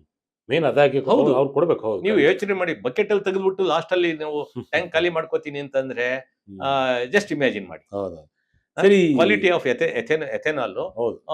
ಬಗ್ಗೆ ಮೋಸ್ಟ್ಲಿ ಸ್ವಲ್ಪ ಗಮನ ಹರಿಸಿದ್ರೆ ಒಳ್ಳೇದು ಅಂತ ಅನ್ಕೊಂಡಿದೆ. ಜನರು ಸೋಷಿಯಲ್ ಮೀಡಿಯಾ ಬಹಳ ಅಟ್ಯಾಚ್ ಆಗ್ಬಿಡ್ತಾರೆ. ಯಾಕೆಂತ ಹೇಳಿದ್ರೆ ಏನ್ ಬಂದ್ರು ನಂಬಿಡ್ತಾರೆ ತಕ್ಷಣ. ಸೋಷಿಯಲ್ ಮೀಡಿಯಾದಲ್ಲಿ ಜನಗಳಿಗೆ ನಿಮ್ ಸಲಹೆ ಏನು ಅಂತ? ಯಾಕೆಂತ ಹೇಳಿದ್ರೆ ಸೋಷಿಯಲ್ ಮೀಡಿಯಾ ನೋಡಿ ಕೆಲವರು ಓ ಹೌದು ಅಂತೆ. ನೀವು ನೋಡಿ, ಹಾ. ನೀವು ಸೋಷಿಯಲ್ ಮೀಡಿಯಾದಲ್ಲಿ ಬೇಕಾಗಿದ್ದು, ಬೇಡವಾಗಿದ್ದು, ಉಪಯೋಗ ಆಗೋದು, ಉಪಯೋಗ ಆಗದೆ ಎಲ್ಲಾನು ಇರುತ್ತೆ. ಹೌದು. ಆಯ್ಕೆ ನಿಮಗೆ ಒಂದಿಷ್ಟು ದೇವರು ವಿವೇಕ ಅಂತ ಕೊಟ್ಟಿರ್ತಾನೆ. ಹ್ಮ್. ನನಗೆ ಗೊತ್ತಿಲ್ಲ ಏನೋ ಒಂದಿಷ್ಟು ಅಟ್ಲೀಸ್ಟ್ ತಿಳಿದವ್ರ ಹತ್ರ ಒಂದಿಷ್ಟು ಇದ್ರ ಬಗ್ಗೆ ಇದು ಮಾಡಿ. ಎಲ್ಲಾದ್ರೂ ಚರ್ಚೆ ಮಾಡಕ್ ಹೋಗ್ಬೇಡಿ. ನನ್ಗೇನ್ ಬೇಕು, ಇದು ಬೇಕಾ ಬೇಡವಾ? ಈಗ E20 ಎಥೆನಾಲ್ ಬಗ್ಗೆ ಈಗ ನಾವು ಅಷ್ಟೇ ಇದನ್ನ ವಿಚಾರ ಪ್ರಚಲಿತಕ್ಕೆ ಬಂದ್ಮೇಲೆ ನಾವು ಒಂದಿಷ್ಟು ಇದ್ರ ಬಗ್ಗೆ ತಿಳ್ಕೊಳ್ಳೋ ಪ್ರಯತ್ನ ಮಾಡಿ. ಹೌದು ಹೌದು ಫಸ್ಟ್ ತಿಳ್ಕೊಬೇಕು. ನಮಗೂ ಏನು ಗೊತ್ತಿರ್ಲಿಲ್ಲ. ಹೌದು. ಎಥೆನಾಲ್ ಬರೀ ನಾವು ಡಿಸ್ಟಿಲರೀಸ್ ಅಲ್ಲಿ ಏನು ಬರೀ ಡ್ರಿಂಕ್ಸ್ಗೆ ಬೇರೆ ಇದನ್ನೆಲ್ಲ ಬದಲಾವಣೆ ಮಾಡಿ ಉಪಯೋಗಿಸ್ತಾರೆ ಅಂತ ಅಷ್ಟೇ ಅನ್ಕೊಂಡಿದ್ದು. ಮತ್ತು ಔಷಧಿಗಳಲ್ಲಿ ಉಪಯೋಗಿಸ್ತಾರೆ, ಕೆಲವು ಎಕ್ವಿಪ್ಮೆಂಟ್ ರನ್ ಮಾಡೋದಕ್ಕೆ ಉಪಯೋಗಿಸ್ತಾರೆ ಅನ್ನೋದು ಅಷ್ಟೇ ಗೊತ್ತಿತ್ತೇ ಹೊರತು ಉಳಿದಿದಂತೆ ನಾವು ಇದು ಬಂದಿದ್ದು ಪೆಟ್ರೋಲ್ ಬಂಕ್ ಅಲ್ಲಿ ಖಾಲಿ ಬಹಳ ಕಾಲದಿಂದ ಸಪ್ಲೈ ಆಗ್ತದೆ ಅನ್ನೋ ಒಂದು ಜ್ಞಾನ ಬಹುತೇಕ 5% ಸಾರ್ವಜನಿಕರಿಗೆ 99% ಗೊತ್ತಿರಲ್ಲ. ಸಾರ್ವಜನಿಕರಿಗೆ ಗೊತ್ತಿಲ್ಲ. ಯಾವಾಗ ಈ ತರ ಬಂದ್ಬಿಡ್ಲಿ, ಹೌದಾ ಅದು ಅಲ್ಲಿ ಕಬ್ಬಲ್ ತಯಾರು ಮಾಡ್ತಾರ, ಅದು ಭತ್ತದಲ್ಲಿ ತಯಾರು ಮಾಡ್ತಾರ, ಅದು ಹಾಗೆ ಹೀಗೆ ಅದರಲ್ಲಿ ಗಲೀಜಿರುತ್ತೆ, ಕಬ್ಬಲ್ ಮಾಡ್ತಾರ. ಇರುತ್ತೆ, ನಮ್ಮ ಇಂಜಿನ್ ಹಾಳಾಗೋಗುತ್ತೆ. ಬಹಳ ಒಂದು ಲೇಮ್ಯಾನ್ ಬಹಳ ಸಹಜ ಅದು. ಅದನ್ನ ಅಂದ್ರೆ ಅವರು ಒಬ್ರು ಆಸ್ ಎ ಲೇಮ್ಯಾನ್ ನೋಡಿದಾಗ ಈ ತರ ಇದ್ದಾಗ ಅದೆಲ್ಲ ನಮ್ಮ ಇಂಜಿನ್ಗೆ ಹೋದ್ರೆ ನಮ್ಗೆ ಖಂಡಿತವಾಗ್ಲೂ ಎಫೆಕ್ಟ್ ಆಗುತ್ತೆ ಅನ್ನೋದು ಅವ್ರ ಪರಿಕಲ್ಪನೆ ಸರಿ ಇದೆ. Yes sir. ಈ ವಾಹನಗಳಿಗೆ ಒಂದಿಷ್ಟು ವಾರಂಟಿ ಅಂತ ಕೊಟ್ಟಿರ್ತಾರೆ, ಇಂಜಿನ್ ಸೇರಿಸಿ ಕೊಟ್ಟಿರ್ತಾರೆ. ಈ E20 ಇಂದ ಈಗ ಸ್ವಲ್ಪ ಕಾರ್ಯಕ್ಷಮತೆ ಏನಾದ್ರು ಕಮ್ಮಿ, ದಕ್ಷತೆ ಕಮ್ಮಿ ಆದ್ರೆ ವಾರಂಟಿ ಮೇಲೆ ಏನಾದ್ರು ಪರಿಣಾಮ ನೋಡಿ, ಬೀಳುತ್ತಾ? ದಕ್ಷತೆ ಅಂದ್ರೆ ನಿಮ್ಗೆ ಮೈಲೇಜ್ ಕಡಿಮೆ ಆಗುತ್ತೆ ಹೊರತು ಬೇರೆ ಇನ್ನೇನು ಆಗೋದಿಲ್ಲ. ನಿಮ್ಗೆ ವಾರಂಟಿಗಳ ಮೇಲೆ ವಾರಂಟಿ ಏನು ಕೊಡ್ತೀನಿ ನಿಮ್ಗೆ? ಈಗ ಫ್ಯೂಯಲ್ ಬರ್ನ್ ಆಗುತ್ತೆ, ಫ್ಯೂಯಲ್ ಖರ್ಚಾಗುತ್ತೆ ಹೊರತು ಅದಕ್ಕೇನು ವಾರಂಟಿ ಏನ್ ಬರುತ್ತೆ? ಅಲ್ಲ ವಾಹನ ವಾರಂಟಿಗಳ ಮೇಲೆ ಏನಾದ್ರು ಪರಿಣಾಮ ಬೀಳುತ್ತಾ? ಅದು ತಯಾರಿಕಾ ಕಂಪನಿಗಳಿಗೆ ಏನು ಆಗೋದಿಲ್ಲ. ಅಂದ್ರೆ ಒಂದು ಇಷ್ಟು ವರ್ಷ ಅಂತ ಕೊಟ್ಟಿರ್ತಾರೆ, ಅದಷ್ಟೇ ಇರುತ್ತೆ. ಅದ್ರಲ್ಲಿ ಏನು ವ್ಯತ್ಯಾಸ ಆಗೋದಿಲ್ಲ. ಮುಂಚಿತವಾಗಿನೇ ಬೇರೆ ತರ ಇಲ್ಲ ಅದನ್ನೇನು ಅಷ್ಟು ವರ್ಷ ಇದ್ದೇ ಇರುತ್ತೆ. ಅದಕ್ಕಿಂತ ಮೊದಲು ಫೇಲ್ಯೂರ್ ಆದ ಅದಕ್ಕೆ ಏನು ರೀಸನ್ ಅಂತ ಅಂದ್ಬಿಟ್ಟು ಅವರೇ ಇದನ್ನ ಮಾಡ್ತಾರೆ. ಅಷ್ಟೊಳಗಡೆ ಇದ್ರೆ ಫಾರ್ ಎಕ್ಸಾಂಪಲ್ ಈಗ ನೀವು ಹೇಳಿದ ಪ್ರಕಾರ ಈಗ 3 years ನಾವು ವಾರಂಟಿ ಕೊಟ್ಟಿದ್ವಿ, ಏನಾದ್ರೂ ಫೇಲ್ಯೂರ್ ಆದ್ರೆ ಕಂಪನಿ ಇಸ್ ರೆಸ್ಪಾನ್ಸಿಬಲ್ ಅಂತ ಹೇಳ್ತಾರೆ ಅನ್ಕೊಳ್ಳಿ. ಸಪೋಸ್ ನಿಮ್ಗೆ 2 ವರ್ಷಕ್ಕೆ ಇದೋಯ್ತು ಅಂತಂದ್ರೆ ನೀವು E20 ಇಂದಲೇ ಹಾಕ್ಬಿಟ್ಟು ನಿಮ್ಮ ಇಂಜಿನ್ ಹಾಳಾಗೋಗಿದೆ ಅಂದ್ರೆ they will replace. Yes sir. ಇದು E20 ಇಂದ ಪರಿಸರಕ್ಕೆ ಬಹಳಷ್ಟು ಅನುಕೂಲ ಇದೆ. ಈ ಉದ್ದೇಶದಿಂದಲೇ ಎಲೆಕ್ಟ್ರಿಕಲ್ ವಾಹನ ಬಂತು. ಹೌದು. ಜೊತೆಗೆ E20 ಕೂಡ ಪರ್ಸೆಂಟೇಜ್ ಜಾಸ್ತಿ ಮಾಡಿದ್ರು. ಇನ್ನು ಮುಂದೆ ಪರ್ಸೆಂಟೇಜ್ ಜಾಸ್ತಿ ಆಗುತ್ತೇನೋ ಗೊತ್ತಿಲ್ಲ, ಅದು ಕೂಡ ಚಾಲ್ತಿಯಲ್ಲಿ. ಆದ್ರೆ E85 ಎಥೆನಾಲ್ ಪೂರ್ತಿ ಎಥೆನಾಲ್ ಇಂದ ರನ್ ಮಾಡ್ತಕ್ಕಂಥ ಇಂಜಿನ್ಗಳೇ ಇದಾವೆ. ಈಗ ಇನ್ನು ಏನು ಹೈಡ್ರೋಜನ್ ಇಂಜಿನ್ಸ್ ಬರುತ್ತೆ, ಇವು ಯಾವುದು ಲೆಕ್ಕಕ್ಕೆ ಬರಲ್ಲ. ಹೈಡ್ರೋಜನ್ ಇಂಜಿನ್ಸ್ ಬಂದ್ಬಿಟ್ರೆ ಆಲ್ರೆಡಿ ರನ್ ಆಗಿದೆ. ವರ್ಕ್ ಆಗುತ್ತೆ ಅದು fuel cells, hydrogen fuel cells ಅಂತ ಬರುತ್ತೆ. ಅದ್ರ ಬಗ್ಗೆ ನಾವು ಇಲ್ಲಿ ಚರ್ಚೆನಲ್ಲಿ ಕೂತ್ಕೊಂಡು ಅಷ್ಟು ಇದಾಗಿ ಮಾಡಕ್ ಬರಲ್ಲ. ಅದಕ್ಕೆಲ್ಲ ಒಂದು ವಿಡಿಯೋ ಚಿತ್ರದ ಮೂಲಕನೇ ಹೇಳಬೇಕಾಗತ್ತೆ. ಅದ್ರದ್ದು ಕೆಮಿಸ್ಟ್ರಿನೇ ಬೇರೆ ಭಿನ್ನ ಇರುತ್ತೆ. ಎಲೆಕ್ಟ್ರಾನ್ಸ್ ಪರಿಸರಕ್ಕೆ ಬಹಳ ಹೌದು ಹೌದು ಅದು 100%. ನಿಮ್ಗೆ ಅದರಿಂದ ಪೊಲ್ಯೂಟೆಂಟ್ಸ್ ಬರೋದು ನೋಡಿ. ಬ್ಯಾಟ್ರಿ ವೆಹಿಕಲ್ಸ್ ಇಲ್ಲಿ ನಿಮಗೆ ಇವನ್ನೆಲ್ಲ ರೀಸೈಕ್ಲಿಂಗ್ ಬಹಳ ಕಷ್ಟ ಆಗುತ್ತೆ. ಈಗ ಅಲ್ಲಿ ಎಷ್ಟೋ ಕಂಪನಿಗಳು ಬ್ಯಾಟ್ರಿ ವೆಹಿಕಲ್ಗಳನ್ನ ಬ್ಯಾಟ್ರಿ ರಿಸೈಕಲ್ ಮಾಡೋದಕ್ಕೆ ಒಪ್ಕೊಳ್ತಾ ಇಲ್ಲ. ಅಂದ್ರೆ ಪ್ರೊಡ್ಯೂಸರ್ ಯಾರು ಪ್ರೊಡ್ಯೂಸ್ ಮಾಡಿದಾರೋ ಅವರು ಅದನ್ನು ಬೈಬ್ಯಾಕ್ ಮಾಡ್ಕೊಂಡು ಅದನ್ನ ರಿಸೈಕಲ್ ಮಾಡಬೇಕು ಅನ್ನೋದು ಕಾನೂನಿದೆ. ಆದ್ರೆ ಈಗ ಅವ್ರು ವಾಪಸ್ ತಗೊಳ್ಳೋದಕ್ಕೆ ಸಾಕಷ್ಟು ಕಂಪನಿಗಳು ಅವ್ರು ಹಿಂದೇಟಾಗ್ತಾ ಇದ್ದಾರೆ. ಯಾಕೆ ಅಂದ್ರೆ ಅದನ್ನ ರಿಸೈಕಲ್ ಮಾಡೋ ಕಾಸ್ಟ್ ಜಾಸ್ತಿ ಆಗುತ್ತೆ ಅನ್ನೋ ದೃಷ್ಟಿಯಿಂದ ಹ್ಮ್. ಬ್ಯಾಟ್ರಿ ವೆಹಿಕಲ್ ಮುಂದೆ ಪೊಲ್ಯೂಷನ್ ಒಂದು ವಿಚಾರದಲ್ಲಿ ಬಹಳ ಸಮಸ್ಯೆಗಳು ಬರ್ತವೆ. ಈಗ ಒಂದು ಕಾಸ್ಟ್ ನೋಡಬೇಕು, ಕಾಸ್ಟ್ ನೋಡ್ತಾ ಇದ್ದಾರೆ. ಇನ್ನೊಂದು ಪರಿಸರ. ನಿಮಗೆ ಪರಿಸರ ಮುಖ್ಯನಾ, ಕಾಸ್ಟ್ ಮುಖ್ಯನಾ? ಪರಿಸರನೂ ಮುಖ್ಯ. ಪರಿಸರ ಮುಖ್ಯ ಬೇಕು ಅಂದ್ರೆ ನೀವು ಎಷ್ಟೇ ಕಾಸ್ಟ್ ಆಗಲಿ ನೀವು ಅದನ್ನ that will again it will burden ನನ್ನ ಕಸ್ಟಮರ್ನೇ. ನೀವು ತಗೊಳ್ಳಿ ಆ ದುಡ್ಡನ್ನ, ನೀವು ವೆಹಿಕಲ್ ಪರ್ಚೇಸ್ ಮಾಡುವಲ್ಲಿ ತಗೊಂಡ್ಬಿಡ್ತಾರೆ. ನೆಕ್ಸ್ಟ್ ಅದು ಎಲ್ಲೂ ಬಿಡೋಗಿಲ್ಲ. ನೆಕ್ಸ್ಟ್ ಅದು ಅವರೇ ಗಾಡಿ ತಗೋಬೇಕು. ಅದನ್ನ ಅದೇ ಗಾಡಿ ತಗೊಂಡು ಅದು ಅವರೇ ಸಪರೇಷನ್ ಮಾಡಿ, ಬ್ಯಾಟ್ರಿದ್ ಇರ್ಬೋದು, ಇನ್ನೊಂದು ಪ್ರತಿಯೊಂದು ಪ್ರಾಡಕ್ಟ್ ಅವರೇ ಸಪರೇಷನ್ ಮಾಡಬೇಕು ಅಂತ ಅಂದ್ಬಿಟ್ಟು ರೀಸೈಕಲ್ ಎಲ್ಲ ಮಾಡ್ತಕ್ಕಂಥ ಒಂದು ಅದಕ್ಕೆ ಕಾನೂನುಗಳು ಬೇರೆ ಇದೆ. ಹೌದು ಹೌದು ಹೌದು ಹೌದು. ಸರ್, ಇದು ಬಹುತೇಕವಾಗಿ ಈಗ ಮೈಲೇಜ್ ಹೆಚ್ಚು ಬರ್ತಕ್ಕಂಥ ವಾಹನಗಳಿದಾವೆ. 100-110 ಅಂದ್ರೆ ಬೈಕ್ಗಳಲ್ಲಿ ನಾವು ನೋಡಿದ್ದೇವೆ. ಅತಿ ಕಮ್ಮಿ ಬರ್ತಕ್ಕಂಥ ಮೈಲೇಜ್ ಗಾಡಿಗಳು ಕೂಡ ಇದಾವೆ. ಅಂದ್ರೆ 30-35 ಬರ್ತಕ್ಕಂಥದ್ದು.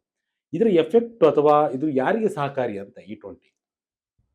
E20 ಒಟ್ಟಾರೆ ಜನಗಳಿಗೂ ಸಹಕಾರಿನೇ, ಪರಿಸರಕ್ಕೂ ಸಹಕಾರಿ. ಆದ್ರೆ ಇದನ್ನ ನಾವು ಅರ್ಥ ಮಾಡ್ಕೋಬೇಕು. ನಾವು ಪೆಟ್ರೋಲ್ 1 ಲೀಟರ್ ಹಾಕಿದಾಗ ನಮಗೆ 100 ಕಿಲೋಮೀಟರ್ ಕೊಡ್ತದೆ, ಎಥೆನಾಲ್ ಹಾಕಿದಾಗ 100 ಕಿಲೋಮೀಟರ್ ಕೊಡ್ತದೆ ಅಂತ ನೀವು ಎಕ್ಸ್ಪೆಕ್ಟ್ ನೋಡಿ. ನೀವು ರೇಟಲ್ಲಿ ಪೆಟ್ರೋಲ್ ಕಾಸ್ಟ್ 110 ರೂಪಾಯಿ ಎಷ್ಟು ಕೊಡುತ್ತೆ ಅಂದ್ರೆ ನೀವು 100 ಕಿಲೋಮೀಟರ್ ಕೊಡುತ್ತೆ ಅಂತ ಅನ್ಕೊಳ್ಳಿ ಒಂದು ದ್ವಿಚಕ್ರ ವಾಹನ. ಎಥೆನಾಲ್ ಹಾಕ್ತೀರಾ, ಎಥೆನಾಲ್ ಹಾಕ್ತಿದ್ದಕ್ಕೆ ನಿಮ್ಗೆ 75 ಕಿಲೋಮೀಟರ್ ಕೊಡುತ್ತೆ ಅಂತ ಅನ್ಕೊಳ್ಳಿ. ಇದ್ರ ಕಾಸ್ಟ್ ಎಷ್ಟು? 60 ರೂಪಾಯಿ. ನಿಮ್ಗೆ ಇವೆರಡನ್ನು ಟೇಬಲ್ ಮಾಡ್ಕೊಂಡು ಡಿಫ್ರೆನ್ಸ್ ನೋಡ್ಕೊಳ್ಳಿ. ಎಕಾನಮಿ ಯಾರಿಗಾಯ್ತು? ಗ್ರಾಹಕರಿಗೆ ಆಯ್ತು. ಗ್ರಾಹಕರಿಗೆ ಆಯ್ತು. ಈ ತರ ಇವರು ನೀವು ಎಥೆನಾಲ್ನ ಪೆಟ್ರೋಲ್ಗೆ ಈಕ್ವಲೆಂಟ್ ಆಗಿ ನೋಡ್ಬಿಟ್ಟು, ಯಾಕೆಂದ್ರೆ ಇವಾಗ ಕಾಸ್ಟ್ ಅವ್ರು ಕೊಡ್ತಾ ಇದಾರೆ, ಅದಕ್ಕಾಗಿ ಅವ್ರು ಹಂಗೆ ಯೋಚನೆ ಮಾಡ್ತಾ ಇದಾರೆ. ಎಥೆನಾಲ್ ಕಾಸ್ಟ್ ಕೊಡ್ತಾ ಇಲ್ಲ, ಎಥೆನಾಲ್ಗೆ ಪೆಟ್ರೋಲ್ ಕಾಸ್ಟೇ ಕೊಡ್ತಾ ಇರೋದ್ರಿಂದ ಜನಗಳಿಗೆ ಇದು ಲಾಸೆ. ಜನಗಳ ದೃಷ್ಟಿನಲ್ಲಿ ಇದು ಲಾಸೆ. ಈಗಿನ ಪ್ರಕಾರ ಈ ಲಾಭನ ಆಯಿಲ್ ಕಂಪ್ನಿಗಳು ಮಾಡ್ಕೊಳ್ತಾ ಇದ್ದಾರೆ. ಅದನ್ನ ಯಾರು ಸಪ್ಲೈ ಮಾಡ್ತಾ ಇದ್ದಾರೆ, ಎಥೆನಾಲ್ ಸಪ್ಲೈ ಮಾಡ್ತಾ ಇಲ್ಲ, ಅವರು ಮತ್ತು ಕಂಪ್ನಿಗಳಿಗೆ ಆಗ್ತಾ ಇದೆಯೇ ಹೊರತು ಯಾವ ರೈತನಿಗೂ ಈ ಲಾಭ ಸೇರ್ತಾ ಇಲ್ಲ ಮತ್ತು ಇಲ್ಲಿ ಗ್ರಾಹಕರಿಗೂ ಸೇರ್ತಾ ಇಲ್ಲ. ಸರ್, E20 ಕುರಿತಾಗಿ ಜನರಿಗೆ ಕೊನೆಯದಾಗಿ ಏನೇನು ಸಲಹೆಗಳನ್ನು ಕೊಡ್ತೀರಾ ಅಂತ? ಇದಿನ್ನೂ ಈಗ ತಾನೇ ಪ್ರಾರಂಭ ಆಗಿರೋದ್ರಿಂದ ನಾವು ಹೀಗೆ ಅಂತ ಹೇಳಕ್ ಆದರೆ ಇದು ಎಂಜಿನ್ ಮೇಲೆ ಅಂತ ಪ್ರತಿಕೂಲವಾದಂಥ ಕಡಿಮೆ ಅವಧಿನಲ್ಲಿ ಯಾವುದೇ ಪ್ರತಿಕೂಲ ಇದನ್ನ ಮಾಡಿದ್ರೆ, ಆದರೆ ಲಾಂಗ್ ಟರ್ಮ್ ಅಲ್ಲಿ ಇದ್ದೇ ಇರುತ್ತೆ. ಇದಕ್ಕೆ ತಾಂತ್ರಿಕವಾಗಿ ಕಂಪನಿಗಳು ಇದಕ್ಕೆ ಪರಿಹಾರವನ್ನು ಸೂಚಿಸೋದಕ್ಕೆ ಆಗೋದೇ ಇಲ್ಲ ಅಂತ ಒಂದು ನಂಬಿಕೆಗಳನ್ನ ನೀವು ಇಟ್ಕೋಬೇಡಿ. ಖಂಡಿತವಾಗ್ಲೂ ಅವನ್ನೆಲ್ಲ ಸರಿಪಡಿಸ್ತಕ್ಕಂಥದ್ದು. ಈಗ ಈ ಸಮಸ್ಯೆಗಳೇನೇನೋ ತಾತ್ಕಾಲಿಕವೇ ಹೊರತು ಇವು ಶಾಶ್ವತವಾಗಿ ಇರೋದಿಲ್ಲ. ಮತ್ತೆ ಆಮೇಲೆ ಈ ಆಯಿಲ್ ಕಂಪನಿಗಳು ಏನಿದೆಲ್ಲ ಇದ್ರ ಬಗ್ಗೆ ಯಾರು ಖಾತ್ರಿ ಪಡಿಸ್ಬೇಕು. E20ನೇ ಆಗ್ತಾ ಇದೀವಿ ಅನ್ನೋದ್ರ ಬಗ್ಗೆ ಯಾರೂ ಹೇಳಕ್ ಆಗ್ತಾ ಇಲ್ಲ. ಯಾಕೆಂದ್ರೆ ಕೆಲವು ಸೋಷಿಯಲ್ ಮೀಡಿಯಾಗಳಲ್ಲಿ ನಾವು ಸೋಷಿಯಲ್ ಮೀಡಿಯಾನ ಅಥೆಂಟಿಕೇಶನ್ ಅಂತ ತಗೊಳಕ್ ಆಗಲ್ಲ. ನೋಡಿದಂತ ಸಂದರ್ಭದಲ್ಲಿ ಆಲ್ಮೋಸ್ಟ್ 40-60 50-50 ರೇಂಜ್ ಅಲ್ಲಿ ಮಿಕ್ಸ್ ಆದಾಗ ನಾವು ಸೆಗ್ರಿಗೇಟ್ ಮಾಡಕ್ಕಾಗಲ್ಲ. ಬಟ್ ಅದು ನೋಡಿದಾಗ ಅನುಮಾನ ಮೂಡಿಸ್ತಕ್ಕಂಥ ಒಂದು ಚಿತ್ರಣಗಳು ಕಾಣ್ತಾ ಇದಾವೆ. ಬಟ್ ಅದನ್ನ ಆಯಿಲ್ ಅದನ್ನ ನೋಡಿ ಸೋಷಿಯಲ್ ಮೀಡಿಯಾನೇ ನೋಡಿ ನೀವು ಸರ್ಟಿಫೈ ಮಾಡಕ್ ಹೋಗ್ಬೇಡಿ. ಅದನ್ನ ಓರೆಗೆ ಹಚ್ಚಿ ಅಂದ್ರೆ ಈಗ ಆಯಿಲ್ ಕಂಪ್ನಿಯಿಂದ ಪ್ರಶ್ನೆ ಮಾಡಿ. ಆಯಿಲ್ ಕಂಪ್ನಿನಲ್ಲಿ ಯಾರು ಇರ್ತಾರೆ, ಅದಕ್ಕಾಗಿ ಒಂದು ಇಲಾಖೆಗಳು ಇರ್ತವೆ, ಅಧಿಕಾರಿಗಳು ಇರ್ತವೆ, ಅವ್ರದಿಂದ ಒಂದು ಕ್ಲಾರಿಫೈ ಮಾಡ್ಕೊಳ್ತಕ್ಕಂಥ ಒಂದು ವೇದಿಕೆಗಳು. ಈಗ ನೀವೇ ಬೇಕಾದ್ರೆ ಅಂತವ್ರನ್ನ ಆಯಿಲ್ ಕಂಪ್ನಿಗಳು ಕರೆದು ಒಂದು ಇಂಥ ಸಂದರ್ಶನಗಳು ಮಾಡಿದ್ರೆ ಹೌದು. ಈಗ ಜನಗಳೆಲ್ಲ ಹೋಗ್ಬಿಟ್ಟು ಅಲ್ಲಿ ಕೇಳಕ್ಕಾಗಲ್ಲ. ಈಗ ನೀವೇನು ತಾಂತ್ರಿಕವಾಗಿ ವಾಹನಗಳನ್ನು ಮ್ಯಾನುಫ್ಯಾಕ್ಚರ್ ಮಾಡೋದ್ರ ಬಗ್ಗೆ ಮತ್ತು ಫ್ಯೂಯಲ್ ಬಗ್ಗೆ ನಮಗೆ ಕೇಳಿದ್ರಿ. ಆದ್ರೆ ಇದನ್ನ ಈ ಆಯಿಲ್ ಕಂಪ್ನಿನಲ್ಲಿ ಕಂಪ್ನಿಯವ್ರನ್ನ ಕರೆದುಬಿಟ್ಟು ಅವ್ರಿಗೆ ಒಂದಷ್ಟು ನೀವು ಪ್ರಶ್ನೆ ಕೇಳಿದ್ರೆ, ಜನಗಳ ಒಂದು ಅನುಮಾನಗಳೇನಿದಾವೆ ಅವ್ರ ಜನಗಳ ಪ್ರಶ್ನೆಗಳನ್ನ ನೀವು ಕೇಳಿದ್ರೆ ಬಹುತೇಕ ಜನಗಳಿಗೆ ಒಂದು ಅವರಿಂದ ನೇರವಾಗಿ ಉತ್ತರ ಸಿಗುತ್ತೆ ಅಂತ ಹೇಳಿ. Thank you sir. ಇಷ್ಟೊತ್ತು ಎಥೆನಾಲ್ ಬಗ್ಗೆ, E20 ಬಗ್ಗೆ, ಪ್ರಯೋಜನಗಳು, ಅದರಿಂದ ಅನುಕೂಲಗಳೇನು, ಅನಾನುಕೂಲಗಳೇನು, ಯಾವ ಇಂಜಿನ್ ಎಫೆಕ್ಟ್ ಅಂತ ಸಾಕಷ್ಟು ಮಾಹಿತಿ ಹಂಚಿಕೊಂಡ್ರಿ ವಿಜಯಕುಮಾರ್ಗೆ. ಧನ್ಯವಾದಗಳು ಸರ್. ನಮಸ್ತೆ. ಧನ್ಯವಾದ. ಎಸ್ ವೀಕ್ಷಕರೇ, ನೋಡಿದ್ರಲ್ಲ ಎಥೆನಾಲ್ ಬಳಕೆ ಯಾವ ರೀತಿ ಆಗುತ್ತೆ, ಯಾವ ಇಂಜಿನ್ಗೆ ಸಮಸ್ಯೆ ಆಗುತ್ತೆ, ಅಥವಾ ನಿಮ್ಮ ವಾಹನಗಳನ್ನ ಯಾವ ರೀತಿಯಾಗಿ ಬಳಕೆ ಮಾಡ್ಕೊಳ್ಬಹುದು E20 ಇಂದ ಅಂತ ಹೇಳಿ ಸಾಕಷ್ಟು ಮಾಹಿತಿಯನ್ನ ತಿಳಿಸ್ಕೊಟ್ರು. ಇದುವರೆಗೂ ಕೂಡ ಧನ್ಯವಾದಗಳು. ಇದಿಷ್ಟು ಈ ಕ್ಷಣದ ವಿಶೇಷ. ಇದೇ ರೀತಿಯಾದ ವಿಶೇಷತೆಗಳಿಗಾಗಿ Vijaya Kanaka website, YouTube page, Facebook page follow ಮಾಡ್ತಾ ಇರಿ. ಧನ್ಯವಾದಗಳು.